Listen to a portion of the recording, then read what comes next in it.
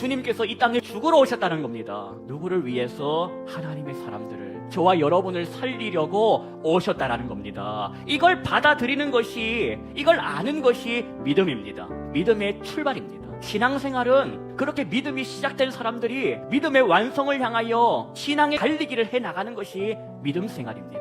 여러분 달려가고 계십니까? 신앙생활은 입학이 중요한 것이 아니라 입학했으면 달려라. 어디를 향해 달려라? 주님이 가신 방향으로 달려라. 달리다 보면 넘어질 때도 있고, 달리다 보면 마음이 아플 때도 있겠지만, 그럴 때마다 하나님께서 너의 목자시라, 너를 일으켜 주신다라는 약속이 있다는 것입니다. 또 나 혼자 달리는 것이 아닙니다. 우리가 같이 달리는 것입니다. 달리다 보면 자빠져 있는 그 형제 자매에게 가서 어깨 동무해주고 같이 가라는 겁니다. 그걸 하나님이 기대하신다라는 겁니다. 여러분, 나는 안 자빠질 거라는 착각을 버리십시오. 성경이 말하는 지혜란 하나님을 아는 것이 지혜입니다. 하나님을 하나님으로 인정하는 것을 안다라고 말하는 것입니다. 그 크신 분이 나의 하나님이고 그분의 주권을 인정하고 나의 자금을 알고, 그래서 나는 그분 앞에서 교만하지 않고 겸손할 수 있는 것, 그게 하나님을 아는 것이고 그게 지혜라는 것입니다. 전도서 12장 13절, 하나님을 경외하고 그의 명령들을 지켜라. 그것이 모든 사람의 본분이다. 하나님 안에서 오늘 참 복된 하루였다고 고백하며 살기를 소망합니다. 내가 가진 힘으로 살 수 없고 내가 가진 지혜로 살 수 없고, 하나님 오늘 하루를 살아낼 지혜, 오늘 하루를 살아갈 능력을 주시옵소서. 그 하나님께로부터 오는 지혜와 힘을 오늘 받아 오늘 사십시다. 여러분 축복합니다. 오늘 성령의 충만함을 받으십시오. 빌리피 그 넷이 만나가지고 어떻게 되었나? 벌이 아니라 하나님 관점에서 복이었다는 것입니다. 그 이집트 남부에 있는 에티오피아에 예수 복음이 전해진 것입니다. 하나님 안에서 하는 모든 고생들은 하나님 안에서 보람 있는 고생이 되게 하실 줄로 믿습니다. 사랑 빠진 고생은, 사랑 빠진 수고는 그 종점이 뻔합니다. 허무함으로 끝나는 것입니다. 수고하고 무거운 짐진 자들아 다 나에게로 와라. 왜 부르셨습니까? 놀고 먹게 해주시겠다라는 것이 아니요, 이제부터는 나와 함께 헛수고하지 말고 사랑의 수고하자라는 초청입니다. 주 예수 그리스도를 구주로 믿어 하나님의 자녀가 된 저와 여러분은 수고하며 살 것입니다. 그러나 기억하십시오. 주 예수 안에서 하는 고생은 사랑의 고생이요, 사랑의 수고라. 반드시 하나님께서 보람의 열매를 주실 줄로 믿습니다. 힘은 누가 주실 것이다? 하나님이 주실 것이다. 믿음으로 선포하며 그 힘 받아 사시기를 축복합니다. 저와 여러분의 실력과 무관하게, 능력과 무관하게 하나님께서 직접 하시겠다라는 것입니다. 왜 그렇게 하셨나? 도대체 그렇게까지 하시는 이유가 뭐냐? 내가 지었다는 겁니다. 하나님이 아버지라는 겁니다. 내 자식들이라는 겁니다. 하나님의 긍휼하심으로 하시겠다라는 겁니다.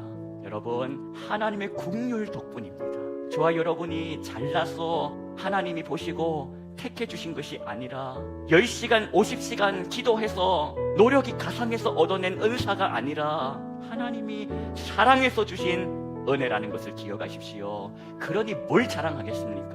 오직 주님의 은혜로 새 언약의 백성된 성도 여러분, 하나님의 사랑을 이용해 먹지 맙시다. 하나님의 은혜를 경험함으로써 나보다 나를 또 사랑하는 그 사랑의 깊이를 우리가 어느 정도 알았다면 이제부터 우리가 할 소리는 감사합니다. 하나님이 뭐라고 하셨습니까? 이거 하지 말라고 한 겁니다. 병고와 마병을 많이 두지 말라고 했다는 겁니다. 그런데 솔로몬이 어쨌답니까? 하지 말라는 짓을 지금 했다는 겁니다. 교훈이 뭡니까? 나도 솔로몬처럼 될 수 있다는 것을 인정하고 근신하여 깨어라. 삶 키워지지 않도록 주님 바라보고 사십시다. 솔로몬이 하나님의 사람이 아니라면 황금을 가지고 방패를 만들든 황금을 가지고 이쑤시개를 만들든 무슨 상관입니까? 솔로몬이 하나님의 사람이 아니라면 병거와 마병을 사모으든 그걸로 뭔 짓을 하든 무슨 상관이겠습니까? 저와 여러분이 하나님의 사람이 아니라면 가진 돈이나 가진 건강으로 무슨 짓을 하며 살든 무슨 상관이겠습니까? 그러나 저와 여러분은 누구라? 하나님의 사람이라는 것입니다. 하나님의 사람은 이 세대를 본받는 사람이 아니요, 하나님의 선하시고 기뻐하시고 온전하신 뜻이 무엇인지를 분별하며 살려고 몸부림치는 사람이 하나님의 사람이요 저와 여러분인 줄로 믿습니다. 여러분께 선포합니다. 예수를 믿으십시오. 인생의 운전대를 예수님께 내어 맡기며 사십시오. 환난 앞에서 세상이 도와줄 것이라는 순진한 생각을 버리십시오. 가장 가까운 사람이라도 나 몰라라 하는 것이 사람의 본성입니다.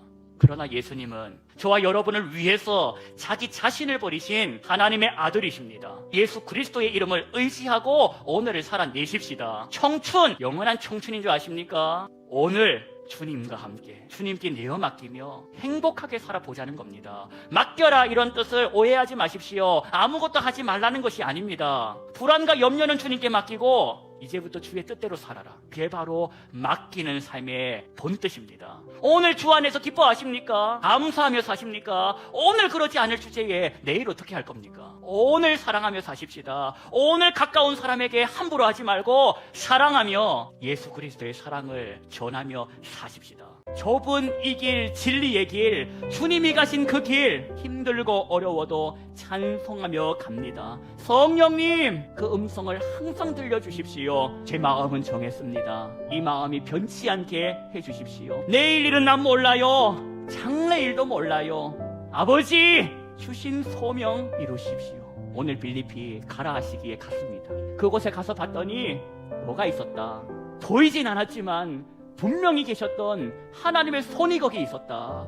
도우시는 하나님의 손이 그 광야에 있었다라는 것입니다. 이걸 빌립의 이야기로 끝내지 말고 우리 이야기로 살아내려면 가보는 겁니다.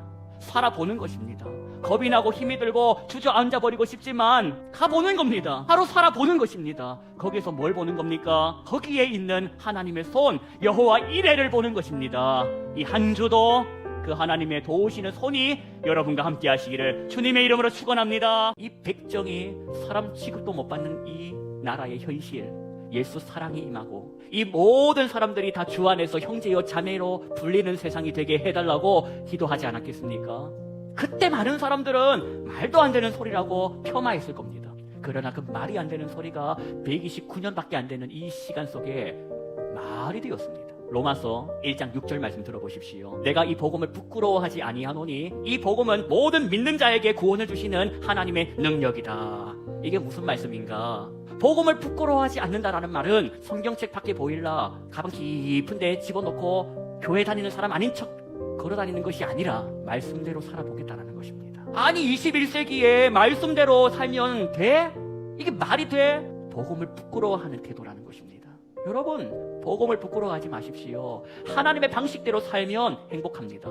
그게 복음을 부끄러워하지 않는 삶이요, 그 삶을 살아보자는 것입니다. 세상에도 여러 모임이 있지 않습니까? 그 모임들하고 교회에서 모이는 모임하고는 달라야 한다. 우리 모임은 자기 자랑으로 시작해가지고 자식 자랑으로 끝나면 안 됩니다. 자기 자랑으로 시작하고 자식 자랑으로 끝나는 모임은 세상의 모임에도 많기 때문입니다. 우리는 어떻게 해야 하는가? 하나님 자랑으로 시작해서 이웃 사랑으로 맞춰야 합니다. 이걸 구분하고 살아내는 게 우리 숙제인 것입니다. 저와 여러분에게 간증이 있기를 원합니다. 간증은 자기 자랑이 아닙니다. 하나님의 은혜를 자랑하는 것입니다. 더불어서 주의할 것이 있습니다. 마귀가 틈타게 하지 말아야 합니다. 교회의 모든 모임마다 화평이 빠지고 화목이 빠져버리면 무슨 유익이 됩니까? 교회 모임 가운데에 자기 목소리 막 주장하고 집에 가서 뭐가 편합니까? 화평이 빠지고 화목이 빠지면 마귀가 틈타는 것입니다. 내가 뭘 해서가 아니라 하나님이 먼저 나를 사랑하셨다, 기뻐하셨다, 그걸 분명하게 알아라는 것입니다. 지금도 하나님이 나를 여전히 사랑하실까? 그때 은혜를 받았을 때는 모르겠지만 지금 내 모습을 쳐다보면 내가 봐도 내가 미운 걸 하나님이 오늘 나를 기뻐하실까? 당연히 예뻐하지요. 하나님의 자녀이기 때문입니다. 자식들 놓았다고 끝입니까? 3번 잘못했으니 아웃입니까? 하나님의 자녀라는 그보다 더 큰 이유가 어디 있겠습니까? 예수를 믿어 하나님의 자녀가 된 성도 여러분, 하나님이 기뻐하시고 하나님이 사랑하시는 사람이 바로 저와 여러분이라는 것을 기억하십시오. 그 하나님의 기쁨과 사랑이 오늘도 저와 여러분이 어떠한지를 상관없이 변함없이 저와 여러분을 향하고 있습니다. 그 사랑과 기쁨을 주시는 하나님을 위해서 하나님의 그 얼굴을 생각하며 사랑하고 살아야지. 내가 조금 더 그 은혜에 보답하며 살아야지 그리 된다라는 것입니다.